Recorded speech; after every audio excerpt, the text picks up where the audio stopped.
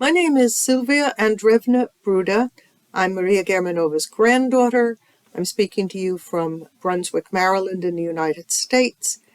And I must say I know very little about my grandmother. She died before I was born. I knew what she looked like as I grew up because there were two portraits of her that always hung wherever my father lived. But he never spoke about his parents. My mother told me a little bit. She had stayed with the Kalitinskys, Maria Nikolaevna and Alexander Petrovich, in Paris after her marriage while my father was finishing his diploma. But there were some family legends. I knew she was a great and famous actress in Moscow.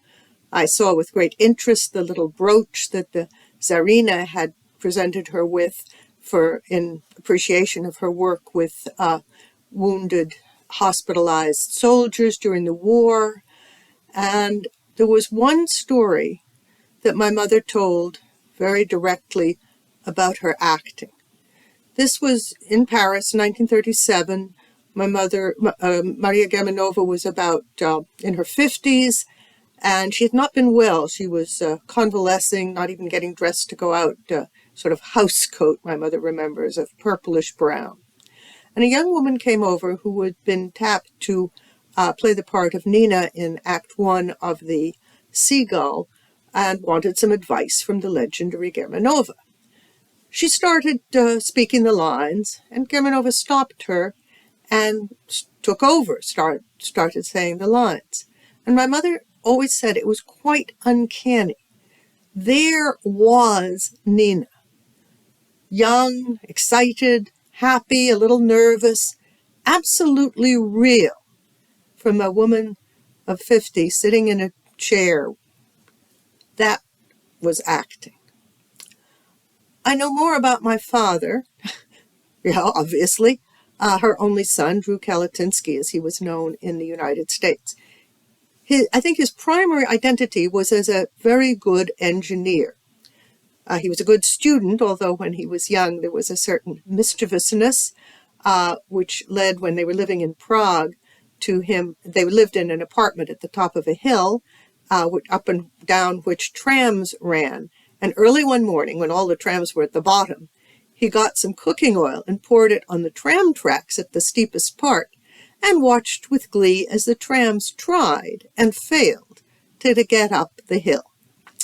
He graduated from a Swiss boarding school, actually. That's where he was in school.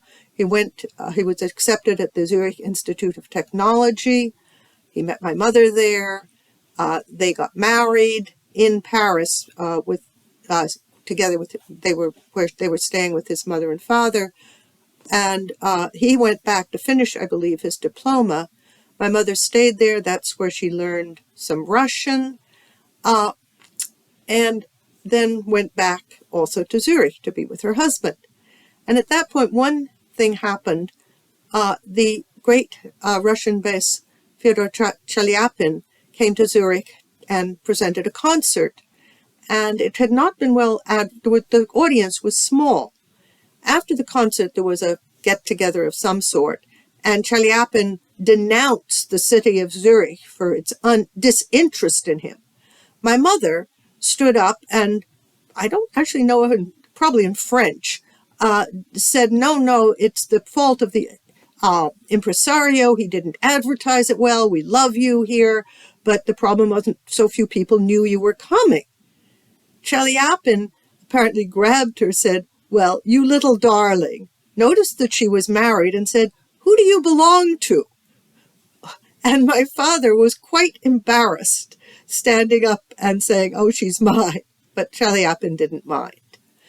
He probably would have stayed there, but the war was looming. They didn't want to be caught in Switzerland, which seemed dangerous, so they went to the United States. My mother was Canadian by birth.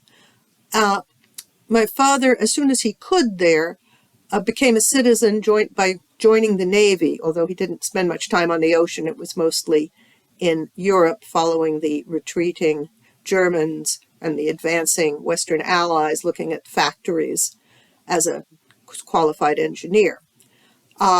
That was when I was born. When he came back, he worked first at the Science City of Oak Ridge, then in a job in New York, where we lived in a suburb, Orange, New Jersey, and then in Fort Worth, Texas, and finally in San Diego, California. While we were living in New Jersey, the dog that my mother and father had had and loved since they came to the United States, her name was Tara, died. And although my father loved dogs and did have dogs later in life, they didn't get another for some years. She had been too special. He had worked during both the Oak Ridge and during the Oak Ridge period on nuclear airplane. In New York, he worked on a possibility of a nuclear-powered rocket. When that ended, we had a good long vacation, which was very unusual. My father, like most engineers, liked good equipment, and particularly big, well-engineered convertibles, powerful cars. He was a big man. He didn't like this little sports cars. When the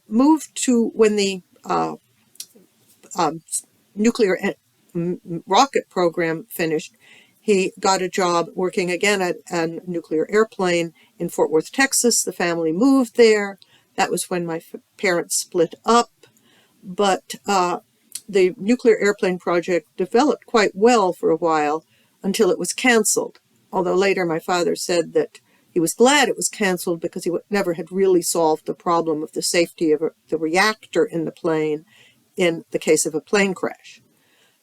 When he moved, however, to San Diego, he was given work having to do with the U.S. space program, many plans, many of which were considered very good, but never seemed to get built.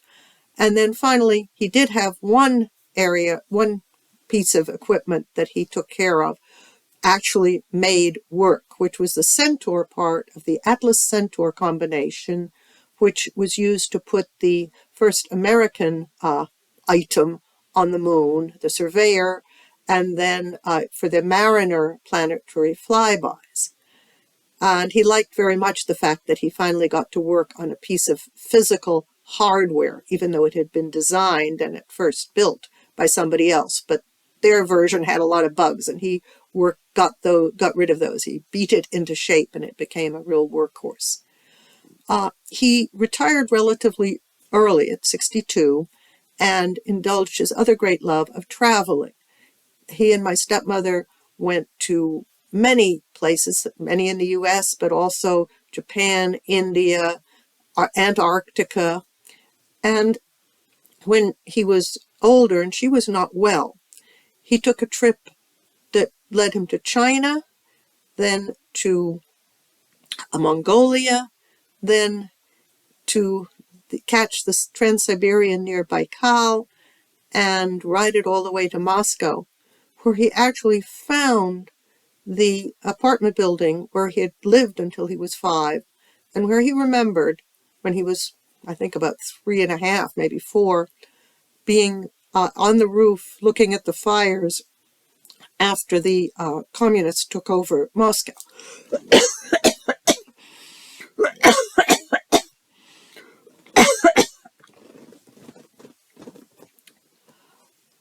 My mother was, when she was